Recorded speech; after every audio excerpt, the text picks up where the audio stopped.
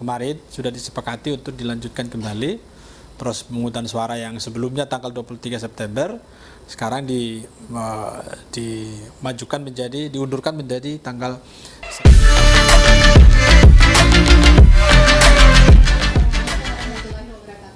Kita berjumpa lagi di channel Cerita Jarot untuk edisi ke-10 bersama saya Sri Wahyuni Tamrin hadir menemani kalian lagi para penonton ya, sudah setia menonton channel Cerita Jarot.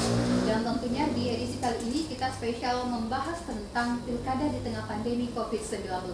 Dan sudah hadir dua narasumber kita ya di hadapan kalian semua. Ada Ketua Bawaslu Provinsi Maluku Utara ya, Bung Muksin Amri, dan juga dari akademisi UMU serta Wakil Ketua Bidang IKNPI Provinsi Maluku Utara, Bung Hendra Kasim. Mereka akan berbicara tentang bagaimana sih tahapan pilkada di tengah pandemi COVID-19 dan apakah sudah seyogyanya dilakukan di tengah pandemi ini. Dan langsung saja saya sapa untuk narasumber kita yang pertama, Bung Muksin Amri, Ketua Bawaslu Provinsi Maluku Utara. Selamat sore, Bu. Selamat sore. Masih sehat ya? Sehat, alhamdulillah. Alhamdulillah. Tentunya juga kita langsung saja pada topik tentang pilkada di tengah pandemi COVID-19. Sejauh ini bagaimana kesiapan dari Bawaslu Provinsi Maluku Utara? Ya, pertama Assalamualaikum warahmatullahi wabarakatuh. Memang pilkada di tengah pandemi ini suatu hal yang baru kita temui di Indonesia, karena secara kebetulan tahapan pilkada bersamaan dengan situasi pandemi yang terjadi di Indonesia dan termasuk kita di Maluku Utara, sehingga sempat tahapan pilkada ditunda sementara dan kemarin sudah disepakati untuk dilanjutkan kembali proses pemungutan suara yang sebelumnya tanggal 23 September sekarang diundurkan menjadi tanggal 9 Desember. Tentu ini menjadi dilematis bagi penyelenggara pemilu, khususnya bagi teman-teman Bawaslu, karena kan penyelenggara pemilu tentu dia akan berkontak langsung dengan peserta pemilu maupun kontak fisik langsung dengan masyarakat yang punya konsen terhadap pelaksanaan pemilu. Nah, sehingga saat ini kita masih menunggu PKPU tentang tahapan lanjutan yang sampai saat ini belum keluar. Kan informasinya adalah tanggal 15 Juni itu kita akan memulai prosesi tahapan lanjutan. Jadi prinsipnya tahapan ini dimaksud adalah tahapan lanjutan, bukan tahapan dimulai baru. Berarti tahapan lanjutan. Apa yang dilanjutkan? Ada dua tahapan yang akan dilanjutkan. Tahapan pertama adalah verifikasi faktual calon independen khusus kota Ternate, dan tahapan yang kedua adalah pemutahiran daftar pemilih tetap yang jatuhnya di bulan Juni. Nah, kita tidak tahu tanggalnya berapa, tetapi yang pasti kita masih menunggu peraturan KPU tentang tahapan lanjutan. Sehingga kemarin disepakati bahwa kalau memang pelaksanaan pilkada di tengah-tengah pandemi, tentunya penyelenggara pemilu itu harus difasilitasi APD, alat pelindung diri, karena kan tentu dia akan berhadapan langsung dengan masyarakat. Salah satunya adalah akan menemui masyarakat yang mengajukan atau mendukung calon independen, atau menemui masyarakat pemilih, datang ke rumah untuk menemui secara langsung terhadap verifikasi daftar pemilih tetap, apalagi kampanye misalnya, apalagi pemungutan suara. Oleh karena itu kita harus butuh soal APD, alat pelindung diri, sebagai bagian dari mengikuti protokol kesehatan. Kira-kira itu untuk kesehatan. Oke. Tapi sejauh ini bukan cuma di masyarakat sosial, tapi juga di dunia maya terjadi pro dan kontra. Kenapa memang pemerintah tidak berpikir bahwa pandemi lagi ininya, tapi tetap ngotot untuk dilaksanakan? Prinsipnya penyelenggara pemilu, Bawaslu maupun KPU itu tetap melaksanakan apa keputusan politik yang diambil oleh pemerintah, kan gitu kira-kira. Nah, asumsi publik silahkanlah, kira-kira begitu ya. Tetapi mungkin saja negara menganggap, ada beberapa negara yang sukses menyelenggarakan pemilihan umum di tengah-tengah pandemi.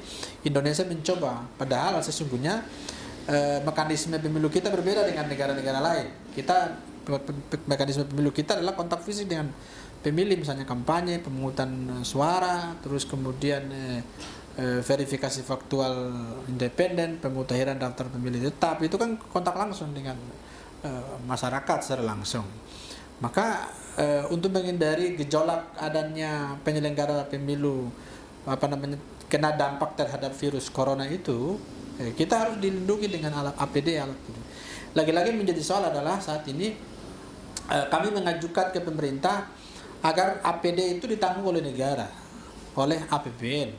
Karena sesungguhnya kalau kita mau kembali ke NPHD lagi, bicara soal NPHD, banyak daerah yang akan tidak sanggup untuk membiayai APD. Sebab apa?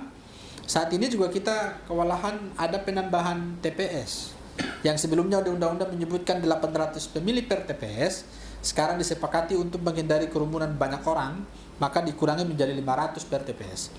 Kalau dikurangi 500 per TPS, tentu akan berkonsekuensi terhadap penambahan TPS. Kalau penambahan TPS berkonsekuensi terhadap dua hal. Satu, penambahan pengawas TPS. Yang kedua, penambahan jumlah KPPS yang begitu banyak. Maka sekarang ini di seluruh Maluku Utara ada 433 TPS yang bertambah. Dari 1.900 menjadi 2.000 sekian, karena ada 433 TPS di seluruh Maluku Utara. Coba bayangkan saja kalau itu di 433 ditambah dikalikan dengan jumlah pengawas TPS, dikalikan dengan KPPS kan cukup banyak. Nah, oleh karena itu anggaran yang tersedia yang saat ini, yang kami coba merasionalisasikan dia, kegiatan yang biasa ketemu langsung, kegiatan BIMTEK, kegiatan rapat koordinasi yang biasanya kita laksanakan di hotel, kita alihkan menjadi kegiatan menggunakan daring lewat Zoom atau Google Map begitu kira-kira. Nah, itu untuk dialihkan bagi honor tambahan bagi pengawas TPS yang tertambah 433 orang itu. Nah, dari situ kita tidak mampu lagi membiayai APD. Nah, jadi dana yang ada yang tersedia di 10 kabupaten kota itu tidak mampu untuk membiayai APD sebagaimana rincian yang telah ditetapkan oleh Bawaslu. Karena APD yang dimaksud itu di dalamnya adalah masker, sarung tangan, kemudian alat pelindung wajah, kemudian hazmat bagi pengawas TPS yang akan berhadapan dengan pemungutan suara nanti. Nah, sekarang alternatifnya apa? Sekarang ini kami lagi menyiapkan berapa kebutuhan kabupaten kota APD-nya kita. Kami akan minta kepada pemerintah untuk memberikan secara fisik, gitu, APD-nya. Tetapi lagi-lagi setelah dikoordinasikan dengan pemerintah, kelihatannya banyak pemerintah daerah yang tidak sepakat soal itu, tidak setuju soal itu. Kenapa? Alasan mereka anggaran APBD banyak dihabiskan lewat penanganan COVID, kemudian dengan adanya pilkada. Jadi tidak akan mungkin lagi membiayai soal APD yang diminta oleh Bawaslu dan KPU. Nah, ini kendala kita saat ini. Oke, Bung Hendra selaku akademisi ilmu dan juga wakil ketua bidang di KMPI Provinsi Maluku Utara. Melihat situasi pandemi, tapi pemerintah ngotot untuk melaksanakan pilkada karena berhubung sudah menerapkan new normal dan lain sebagainya. Pandangannya? Iya, terima kasih. Saya ingin memulai dengan menyebutkan bahwa keputusan politik pemerintah kali ini minus sense of crisis. Jadi pemerintah memaksakan sesuatu yang seharusnya dapat ditunda untuk dilaksanakan pada tahun 2021. Jika pemerintah berkiblat misalnya sebagai contoh salah satu negara yang sering disebutkan berhasil melaksanakan pemilu di tengah pandemi adalah Korea Selatan. Tetapi perlu dicatat bahwa Korea Selatan itu pemilunya untuk melaksanakan pemilihan anggota legislatif, sehingga krisis keuangan akibat dari COVID yang terjadi di Korea Selatan itu negara harus keluar dari krisis itu dan membutuhkan anggota legislatif yang terpilih secara legitimate melalui pemilu untuk membahas anggaran bersama dengan cabang kekuasaan eksekutif di Korea Selatan. Berbeda dengan Indonesia. Indonesia, pemilihan yang akan dilaksanakan pada Desember 2020 ini adalah pemilihan kepala daerah. Undang-undang pemerintahan daerah memberikan alternatif jika terjadi kekosongan kepala daerah, maka dapat ditunjuk pejabat pelaksana kepala daerah. Nah, sehingga ini bukan menjadi hal urgent untuk dilaksanakan pada hari ini. Saya juga bingung apa argumentasi dasar pemerintah untuk memaksakan dilaksanakan pada tahun 2020. Toh KPU menunda tahapan penyelenggaraan pemilihan itu karena dengan alasan terjadinya pandemi COVID-19 yang juga dialami oleh bangsa Indonesia. Hari ini faktanya adalah di beberapa daerah termasuk Maluku Utara grafiknya terus meningkat sehingga tidak ada alasan urgen untuk melaksanakan pemilihan di Desember 2020. Yang berikut adalah ketika pemerintah memaksakan untuk melaksanakan pemilihan di Desember 2020 tetapi tidak dibarengi dengan politik keuangan negara, maka itu justru membangkang itu kepada daerah. Padahal daerah hari ini kewalahan menghadapi COVID-19. Keuangan daerah sudah tidak lagi, jangankan untuk membiayai penyelenggaraan pemilihan untuk dana tambahan, untuk membiayai atau menghadapi COVID saja daerah sudah mulai kewalahan. Bagaimana mungkin daerah dibebankan lagi untuk menambah dana penambahan untuk APD. Oleh sebab itu menurut saya masih ada celah hukum yang konstitusional karena diatur dalam Perpu untuk menunda penyelenggaraan pemilihan di tahun 2021.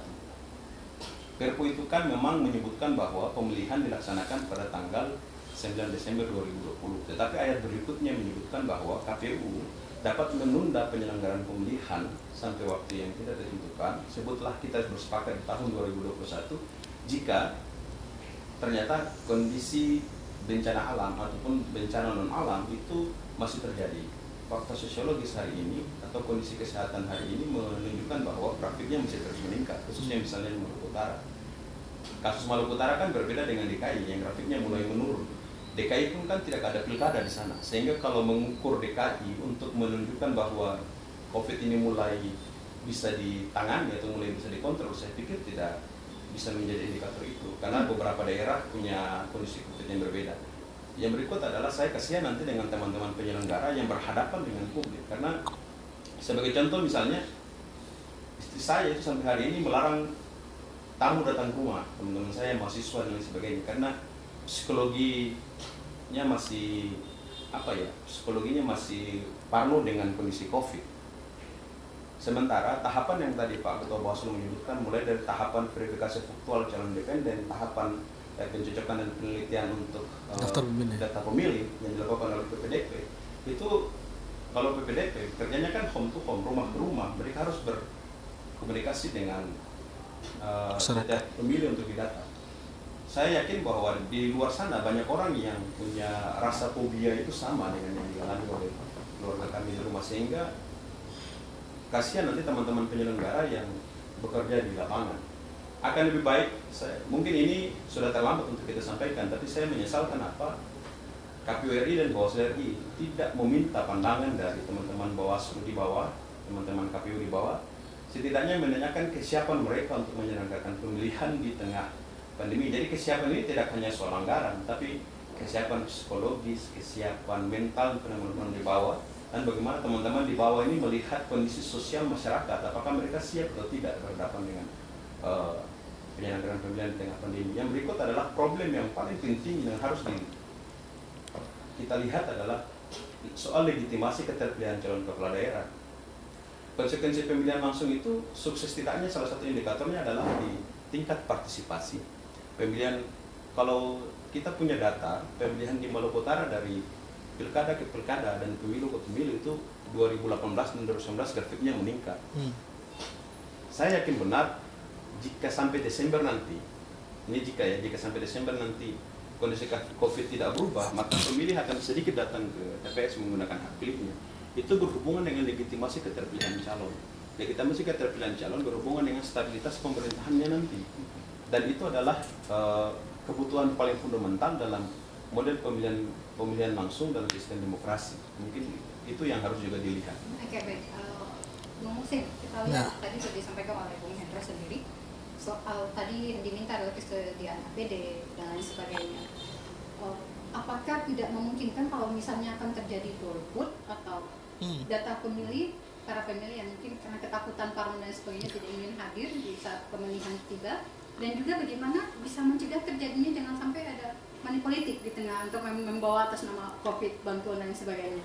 Iya, pertama kita kalau saat itu soal pemungutan suara, kan tentunya kita mengkhawatirkan adalah tingkat partisipasi pemilih itu turun akibat ada yang asumsi takut terjadi kena virus corona di tempat pemungutan suara. Maka desain peraturan KPU tentang pemungutan suara itu yang akan bertugas di KPPS itu menggunakan pakaian hamsat, gitu ya, bagi KPPS maupun pengawas TPS. Nah, ini harus disosialisasikan lebih awal kalaupun ini dilakukan. Tetapi karena memang pemungutan suaranya tanggal 9 Desember 2020, insya Allah akan berharap biar grafik COVID-19 ini bisa turun gitu sebelum pemungutan suara. Tapi kalau misalnya ini masih terus landai perjalanannya, maka penanganan protap pemungutan suara pasti akan dilakukan dengan model yang seperti itu.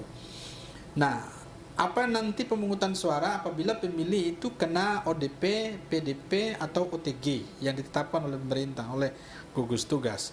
Mekanisme itu akan dilakukan adalah TPS berjalan. Jadi nanti KPPS akan mendatangi orang maupun pasien positif corona dengan menggunakan pakaian Hamsat di rumah sakit atau di tempat karantina yang mereka karantina untuk dilakukan pemungutan suara di situ. Jadi mereka tidak akan datang di pemungutan suara, tetapi petugas KPPS akan datangi mereka di tempat karantina untuk dilakukan pemungutan suara di TPS, atau paling tidak KPU akan membentuk TPS khusus di wilayah itu kalau orang yang di karantina itu cukup banyak, gitu. Kira-kira begitu. Kemudian masyarakat yang pasti akan banyak orang yang berasumsi loh di sana akan banyak yang pakai pakaian APD semacam itu kan. Asumsi publik kalau ada yang pakaian semacam itu kan ada corona di situ. Jadi kan tekanan publik, tekanan batin dia itu pasti akan takut datang. Oleh karena itu penting harus dilakukan sosialisasi lebih matang terhadap masyarakat, terhadap pemilih, sehingga kemudian pada tanggal 9 Desember itu tidak akan turun tingkat partisipasinya. Tekanan kita di situ. Dan ini tugasnya KPU sebetulnya. Yang kedua, beberapa hari lalu saya sudah menyampaikan di beberapa media terkait dengan politisasi bansos di tengah pandemi, gitu. Ini kan pasti bakal calon ini akan mengambil kesempatan dan kesempitan di tengah pandemi ini untuk memberikan sumbangan seolah-olah itu bagian dari sumbangsi moral terhadap masyarakat yang kena dampak positif corona begitu, atau dampak kena penyakit corona. Padahal alhasil ini adalah bagian dari iming-iming pada tanggal 9 Desember. Nah, dua hal yang akan kami lakukan. Pertama adalah tingkat mencegah. Memang kami sudah melayangkan surat kepada pasangan calon, kepada bakal pasangan calon untuk menghindari soal itu. Karena kan bukan cuma dilakukan oleh pasangan calon yang bukan petahana, tetapi petahana juga lakukan saat ini, yakni tentang bantuan BLT secara langsung. Di beberapa daerah kami sudah pantau kepala daerah dan wakil kepala daerah yang aktif turun memberikan BLT secara langsung. Nah, ini kan padahal sebelumnya BLT itu biasa diberikan oleh petugas. Gitu. Kok sekarang ini kepala daerah yang turun langsung menyampaikan BLT yang 600.000 itu kepada pemilih? Ada apa persoalannya? Padahal ini persoalannya adalah untuk meningkatkan elektoral pemilih, elektoral yang bersangkutan di kepentingan politik itu. Nah, pasal 71 Undang-Undang 10 jelas di situ, penggunaan program kegiatan untuk menguntungkan yang bersangkutan akan didiskualifikasi, khusus petahana, bagi yang petahana. Nah, kami tekankan itu, nanti kalau misalnya dia melakukan terus-menerus dan itu terpantau oleh masyarakat, terpantau oleh penyelenggara pemilu, bahwa kepentingan BLT itu adalah kepentingan tanggal 9 Desember. Setelah yang bersangkutan ditetapkan nanti di September tahun 2020 sebagai calon, pasti Bawaslu bisa memproses yang bersangkutan. Yang sulit kita proses adalah bakal pasangan calon yang bukan petahana. Sebab apa? Kita dapat proses apabila yang bersangkutan ini sudah ditetapkan sebagai peserta, gitu. Karena kan peserta pemilu, orang yang sementara menjadi bakal ini kan bukan dikategorikan sebagai peserta pemilu. Dia memberikan sumbangan sesuatu kepada masyarakat. Ya paling tidak kita cuma tegur, tapi untuk melakukan upaya tindakan hukum itu agak susah. Nah, ini yang menjadi tren saat ini, ya, menjadi fokus kami saat ini soal politisasi bansos di tengah-tengah pandemi, apalagi tahapan pilkada mulai jalan tanggal 15 Juni ini. Oke. Kira-kira itu. Baik. Tentunya sebelum masuk pada tahapan pemilihan pasti ada proses kampanye. Ya. Nah, itu nanti model kampanye seperti apa? Nah, peraturan KPU tentang kampanye sementara ini digodok kemarin. Karena nanti akan ada pertemuan terbatas, tentu pertemuan terbuka paling tidak akan ditiadakan untuk semacam pertemuan di lapangan. Yang ada mungkin tatap muka terbatas, kemudian dialog begitu, itu yang, dan jumlah pesertanya pasti dikurangi. Di dalam peraturan KPU yang dibahas itu per pertemuan itu 20 orang. Pertemuan 20 orang. Tapi mudah-mudahan karena kampanye ini nanti akan ada di bulan Oktober begitu, tahun 2020, masih lama kita, mudah-mudahan pandemi COVID-19 ini bisa turun sehingga proses kampanye bisa dilakukan secara normal. Sebab apa? Kalau kampanye ini kan butuh ketemu langsung dengan publik, kepada pemilih untuk mendengarkan visi misi. Apalagi disarankan kampanye melalui online atau Zoom. Maluku Utara kita masih keterbatasan dengan IT atau teknologi internet yang masih jarang dilakukan di Maluku Utara. Ini menjadi persoalan sebab ada dua tahapan yang sangat konsen terhadap kekhawatiran terhadap corona. kampanye dan pemungutan dan penghitungan. Dua tahapan ini kan ketemu banyak orang dibanding dengan tahapan pemutahiran daftar pemilih dengan verifikasi calon independen. Kalau ini kan dia cuma hanya ketemu satu orang dan kita bisa lakukan dengan protokol kesehatan sudah cukup lah. Tetapi yang menjadi persoalan besar adalah kampanye dan pemungutan suara serta penghitungan suara. Mudah-mudahan dua tahapan ini tingkat grafik corona sudah turun sehingga bisa berjalan normal. Iya, baik. Bung Hen, tadi disampaikan oleh Ketua Bawaslu sendiri soal model pencegahan dan bagaimana soal pemilih datang, memilih dan sebagainya. Bisa kalau dari pandangan selaku akademisi sendiri seperti apa? Baik, pelaksanaan pemilihan di tengah pandemi ini memang harus menggunakan prinsip-prinsip new normal. Prinsip-prinsip new normal itu seperti yang dijelaskan oleh Ketua Bawaslu tadi, berhubungan dengan protokol kesehatan COVID-19 dan lain sebagainya. Namun yang harus diingat adalah pelaksanaan prinsip new normal itu tidak boleh sampai mengurangi kadar demokratis dalam penyelenggaraan pemilihan. Salah satu kadar demokratis itu adalah pemilih sebagai pemegang kedaulatan harus mendapatkan akses yang cukup atas segala informasi yang berhubungan dengan penyelenggaraan pemilihan, terutama berhubungan dengan visi misi yang disampaikan oleh para calon kepala daerah. Karena itu adalah sumber atau dasar untuk para pemilih menentukan pilihannya, calon mana yang hendak akan dipilih nanti pada saat itu. Persoalannya adalah model kampanye konvensional selama ini kan mau tidak mau mengumpulkan banyak orang, seperti yang dijelaskan oleh Ketua Bawaslu tadi. Ada gagasan secara nasional, saya mengikuti waktu uji publik PKPU kampanye, ada gagasan yang muncul di situ bahwa kampanye akan dilakukan dengan model daring. Bagaimana dengan daerah, taruhlah di Ternate, dengan daerah di Batang Dua misalnya, atau di Halsel misalnya daerah bagian Gani misalnya.